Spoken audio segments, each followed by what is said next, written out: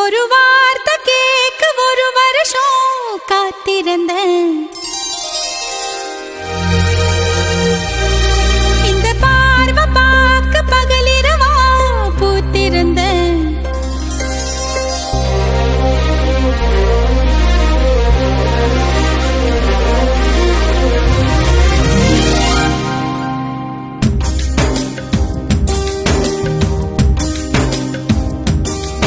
ஒரு